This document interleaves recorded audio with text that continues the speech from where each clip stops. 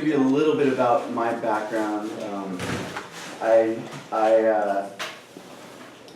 was born in Switzerland, and I moved to Germany, where I was out there for like four and a half years old. And then I came straight to Poly. I came in pre-kindergarten, so it was completely new for me coming out here and trying to figure out the language. In our household, we spoke German, and then I came here and I had, at that time, Mr. Aronovich, who was teaching Spanish, and then I was trying to learn English, and the whole thing was kind of confusing for me when I first got here, but which is kind of the reason why I feel like I got into the entrepreneurship side of my life. I wasn't necessarily the scholar of the class, but I was always involved with all the kids, the faculty. It's kind of everybody's friend. I was the captain of all the sports teams. I played every single sport. And when I was at Poly, I just really fell in love with soccer. Was one of the things I did. So in 8th grade, I had to make a tough choice that my parents weren't too fond of, and I left Poly, and I ended up going to LaSalle High School just because of soccer. And that was kind of like one of my big moments in life where I decided to kind of fall in love with some kind of passion. And from that day, I realized things that really make you happy is something that I wanted to do. So I'll kind of get back to that later, but being an entrepreneur is something where you fall in love with something and you kind of take some risk and you go after it. So from LaSalle High School, I graduated there, and then my soccer coach at the time was with the national team, and he was going over to Cal Poly Pomona, so I went there. So it wasn't something I was really excited about going to, but it was for the soccer to try to make it with the pros, so I went that direction. And then I was at a stage in my life where I just wasn't ready for school, ready for college. So I took a year off and I went over to Europe just to go backpacking. So I did 1 year of kind of an adventure there and fell in love with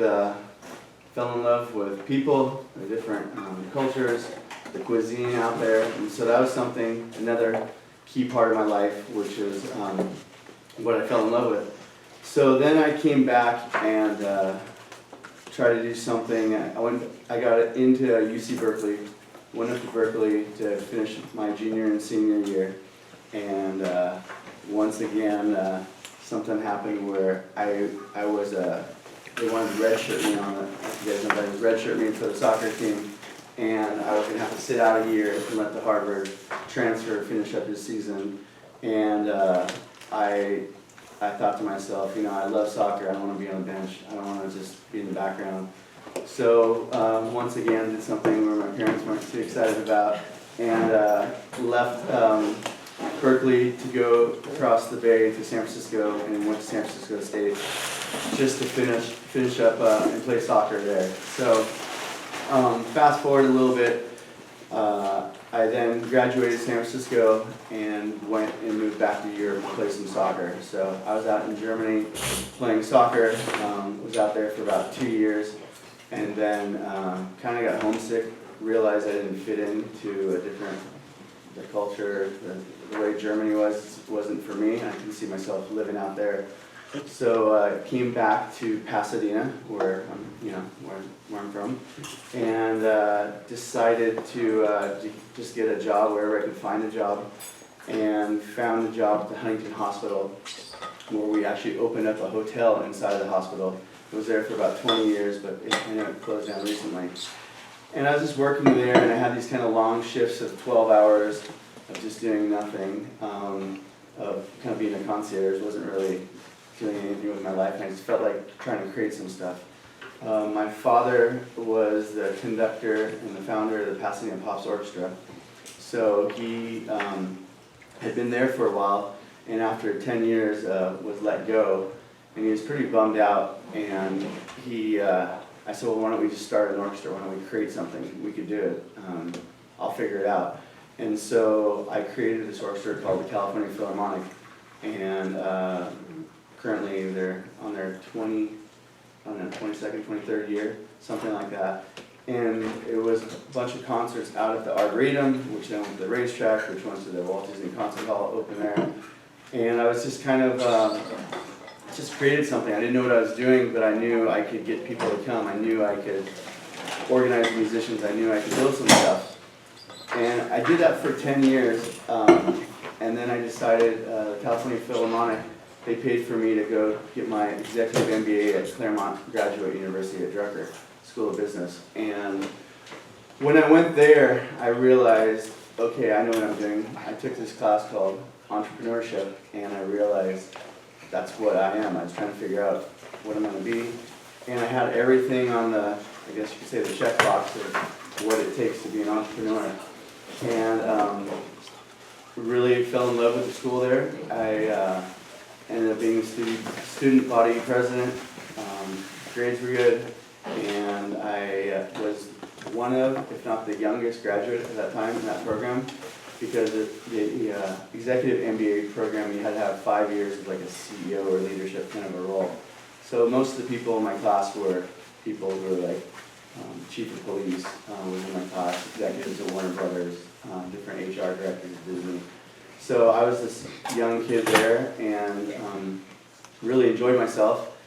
And in the class there, I wrote a paper. We all had to come up with some kind of idea.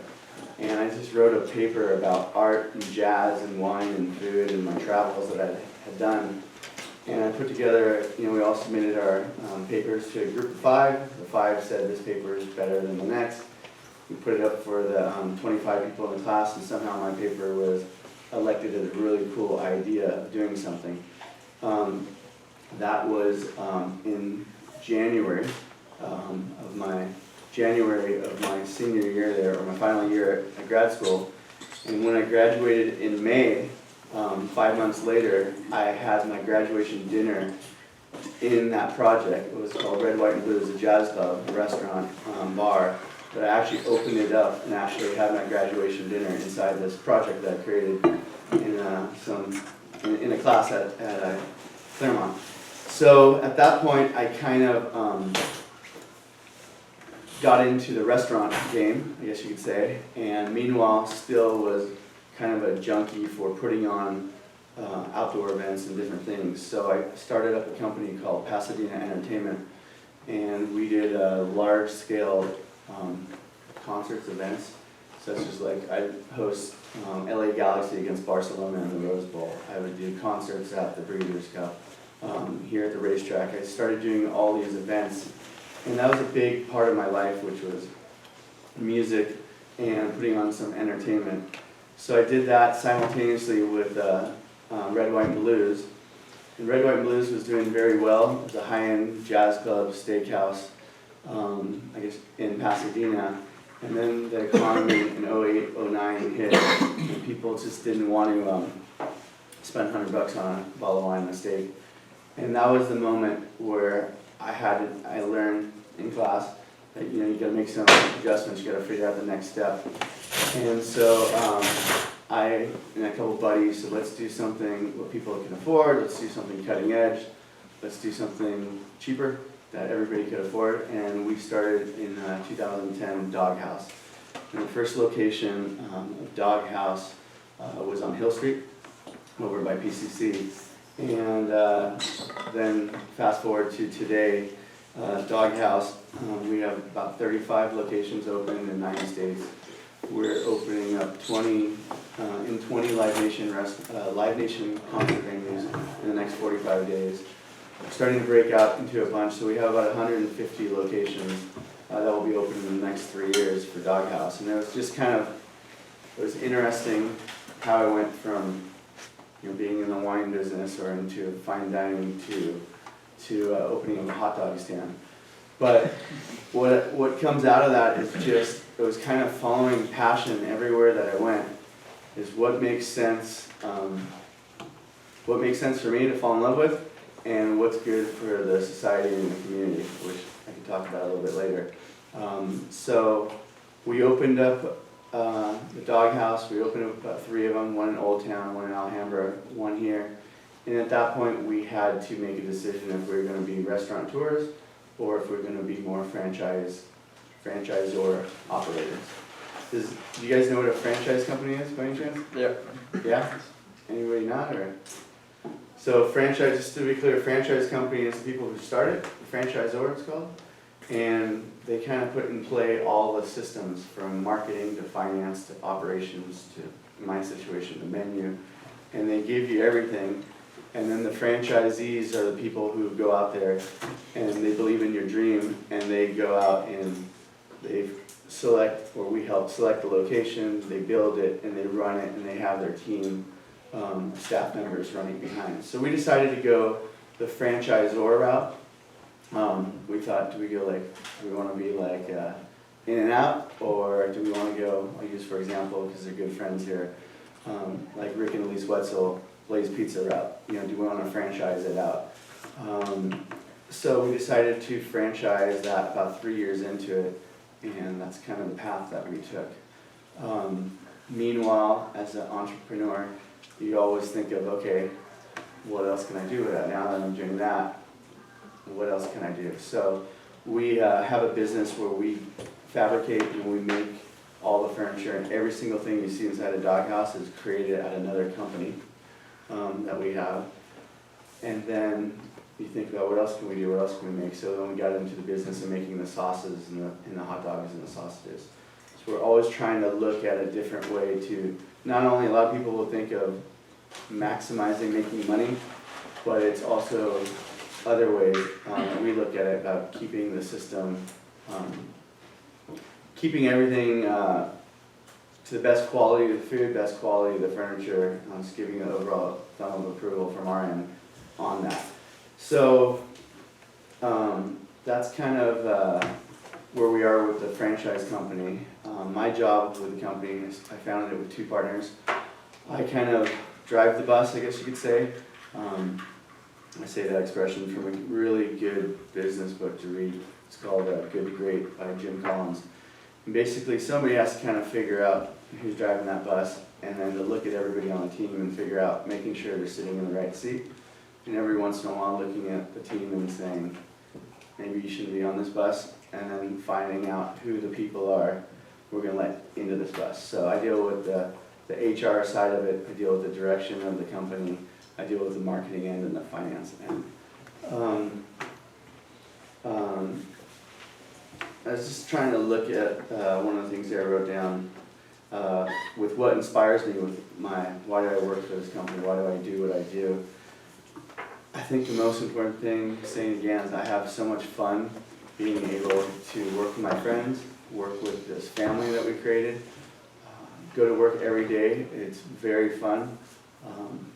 We have the Striver office. It's kind of like a startup think tank kind of a company. Our office, instead of being 3 partners having our own fancy offices, we have one big area like the size of this room where the 3 of us sit in, and we have our couch and we have our whiteboards, and we make sure we hear everything that's going on, even though we all have our own departments. And then on the other side of the glass wall is about 40 employees who deal with the company. Our company deals with construction, real estate, finance, marketing, operations, systems, technology, and that's all on the other side. But it's a big think tank kind of a room. It's very fun. Everyone works very hard there. They all have their headphones on, but at the same time we have ping pong tables in there, we have weights in there, we have keg and wine systems in there.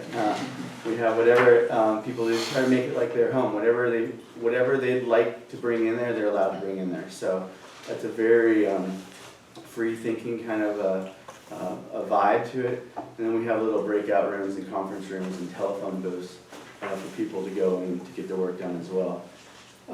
But one of the reasons, besides the fun, is obviously, I guess you'd say, an entrepreneur is somebody who wants to take a lot of risk to hopefully make a buck at the end. That's another reason why we do this. I work hard to try to provide for my family at home. Another thing that really, I guess, inspires me to go to work is I have about 10 close friends that I've employed at work, at the company, including a few family members, and it feels good to be able to take care of your own and create this opportunity for everybody to have fun and personally gain from. It's something that I feel excited about. And the other thing why being an entrepreneur and what inspires me to show up every day for work is currently today we have 850 employees in the system, and by the end of this year, 2019, it will be over 2,000. And it just feels good that you could start something from selling a hot dog on the corner of Hill Street to now having a couple thousand people make their livelihood because of this company. So that's another reason. Our company is not large at the moment. It's a $35 million company system-wide. By the end of the year, it'll be $60 million. But it's a company that is growing, and it's one of the new ones in this category. We're in the category called fast casual, same one Blaze Pizza's in. We just happen to be a brand, a niche, that there's not really gourmet hot dogs or sausages out there. We've all had a hot dog on a stick or a Vener schnitzel, but this is an elevated experience. And so it feels good that we're leading this section of it. And the other thing that we try to do with every decision that we make is what can we do responsibly for the environment and for everyone eating our product. So one of the things that we do right now is all of our food is clean meats. It's clean, never ever hormone-free, no added nitrates, no antibiotics.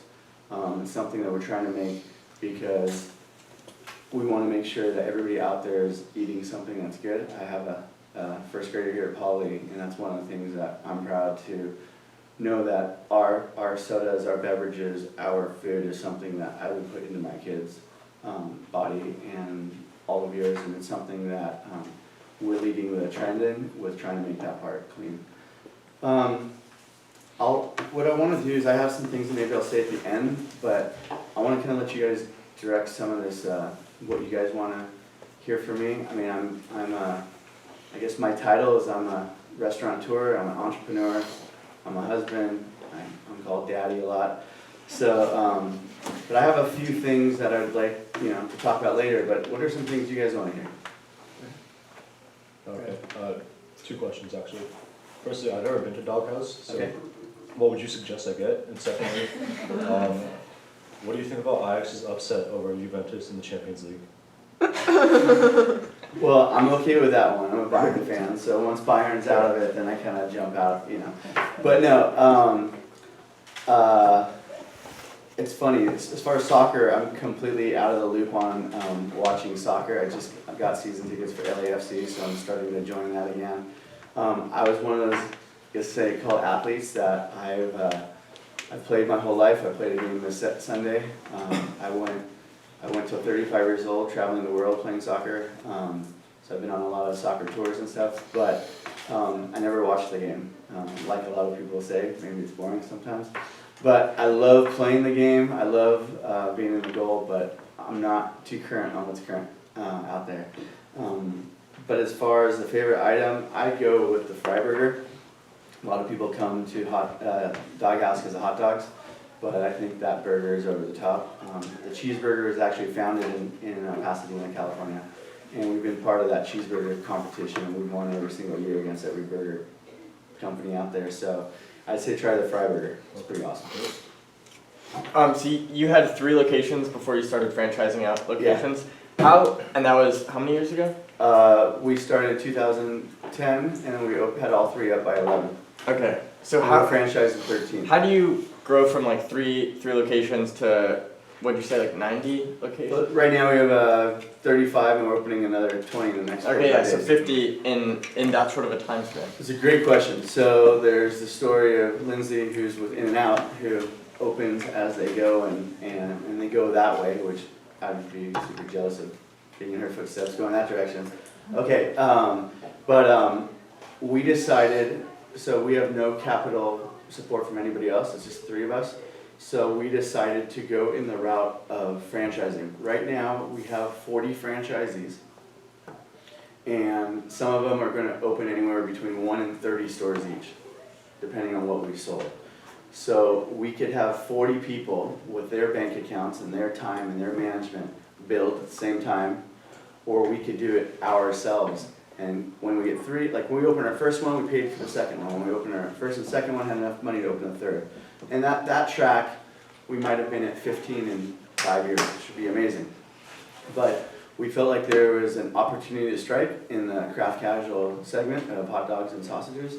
And we went for that niche market, and we decided we have to go quick. Because what will happen most likely when we have our 75th location open, there's gonna be some monster like Chipotle corporate that will open up 100 by the time we get to our 100. And we don't know who they are yet, and that's kind of the way that the game works. Blaze Pizza is in the fastest race of pizza companies from the 10 that are out there.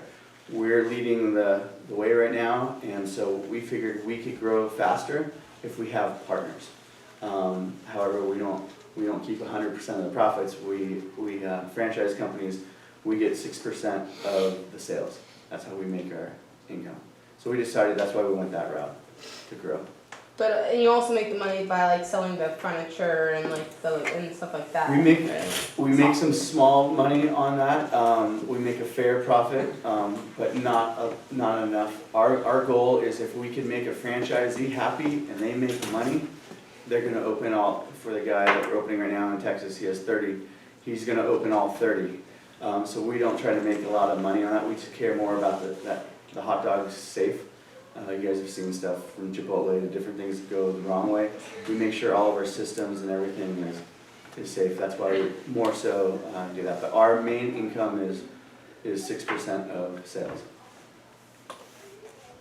My question is, have you ever had to deal with somebody like that is like a really close friend of yours, or maybe even a family member that isn't like doing their job very well? Yes, it's a very, very hard thing. I've actually had to let go of my best friend. He's partying too much, and had to let him go, and it was a tough thing after working together for 8 years. But the brand comes first, and the way I did it was the right way, and severance, and got him down to San Diego and put him in a good place. Fast forward 3 years later, he's back on the team now. It's his third year back, and you need to. It's a very hard thing, and most people recommend not working with friends and family. But if you find the right one, there's nobody more loyal and hardworking than your friends and family. One thing that, so I don't forget to say, is partnerships. For myself, partnerships is a really tricky thing to figure out as far as a business person or entrepreneur. There's nothing better than having a partner. I'll say that. Having the right partner is the hard one to find. I've had a business partner on one venture that Red, White, and Blues wasn't the best, but the current partners right now, I love to have. It's not only having a partner to diversify yourself to have less risk, which is a lot of reason why people do it, but for me, it's to celebrate with them. I mean, to close a deal of 100 units that we sold is, I want to go celebrate with them. I want to share this success. So finding a partner is something I highly recommend. Just make sure it's the right one. Any other?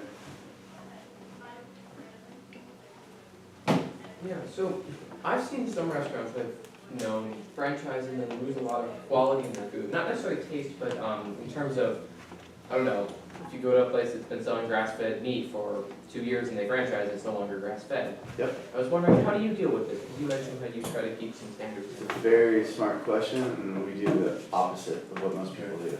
So, if you think of the most consistent restaurant in the world, probably going to think of it's going to be McDonald's, right? I mean, no matter where you go, it's going to be perfect, it's going to be this, it's going to be their way. Now, not same quality of the food, but same system. So we first didn't want to franchise because we thought it would be, it's kind of a taboo word that means you can cheapen your quality at some point. We actually, with volume, the more stores we opened, the more money we made, we were able to negotiate this product at this level, and we wanted the higher hormone-free, antibiotic-free, never ever clean meats label, and for the same cost as we were paying. So what happened is every single time we grew with size, our buying power got stronger, which means pricing could come down. So every single time we had that next little hurdle, we would improve the quality. So we're actually going the opposite direction. but you're 100% right. I'd say 90% of restaurants out there will go the other direction. So it's up for our job to explain we're going this direction, but that is a common thing. What we cannot do anymore is do something really cool and do these LTO specials, because we need to get that food and that product all the way to Maryland to our furthest store. And so that sucks, is we can't do the culinary on-the-fly creations anymore. We kind of have to do something and it takes 6 months to roll out. What's LTO? Sorry, limited time offer. Oh, So okay. we'll have a special for 1 month and we'll feature something cool for the month. You want me to keep talking about a couple other things, or yeah? Go ahead. Have you ever had like other companies steal your sauces or your ideas? We've had people employed. We've had another company come in and take 2 of our lead employees and offer them double the salary, and they took the entire handbook and everything, and they opened the store literally, and we had to shut them down, and that was part of the deal. But everything is already been created out there. You know, we could say we were the first people to make this kind of hot dog on King's Hawaiian bread and be unique, but I'm sure somebody else somewhere has tried it before and is selling it. So I don't really, if it was so easy to steal, then I would copy In-N-Out Burger and try to cash in. But what you can't steal is culture. What you can't steal is marketing and reputation. What you can't steal. So you could come to our place, you could get the receipt of everything, our ingredients and everything. These days you could take a burger and bring it into a lab and they could break it out backwards, what's inside that.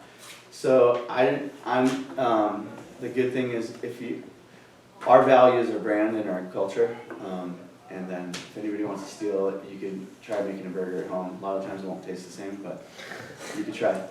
Yeah, and so we're not too worried about it. Anybody else? Just a couple things in life, I guess. Some things I would say is, as you're figuring out all these things to do in your career or whatever, an entrepreneur is somebody who's just really likes to start projects. I don't think, like right now, I have 5 projects working at once besides Doghouse. You know, from apartment buildings to flipping a home to starting a new restaurant concept to, construction company. Is always something that you keep going, and something will land and hit the right way. But what I think is the main thing for all of you and going forward, this has nothing to do with entrepreneurship, but one of the things I wrote down today is like trying to find that balance in life.